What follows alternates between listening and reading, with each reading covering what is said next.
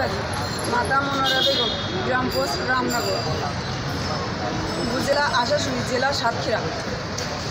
সেই সাতক্ষীরা যেখানে মাননীয় প্রধানমন্ত্রী স্যারের উপরে হামলা হয়ে থাকে। আমি শৈশব থেকে একটি লিঙ্গ বৈষম্যের শিকার হয়ে আজকে হাইকোর্ট প্রাঙ্গণ থেকে সুপ্রিম কোর্টের লিগ্যাল এইড প্রাঙ্গণ থেকে ব্যর্থ হয়ে আজকে প্রেসের দ্বারস্থ হয়েছি। শৈশব থেকে ভাত শূন্য আর মমতা শূন্যতা আমার গ্রাস করে, নির্মমতা গ্রাস করে।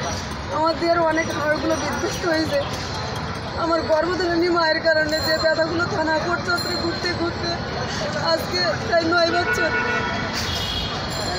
যুদ্ধ বিধ্বস্ত পরিস্থিতিতে পড়ালেখাগুলো খুবই মুশকিল হয়ে যায়।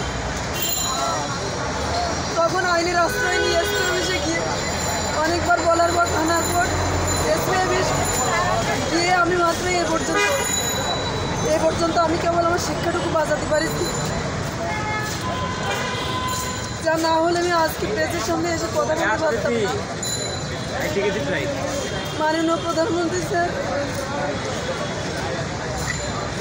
কেন আজ রাজনীতি অবমানে সাথীরা যান না আমি তা জানি।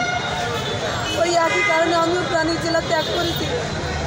সাতক্ষীরার রাজনৈতিক, প্রশাসনিক আর বিচারিক ব্যবস্থা যখন যে ক্ষমতা থাকে কেবল তারই পৃষ্ঠপোষকতা দেয়।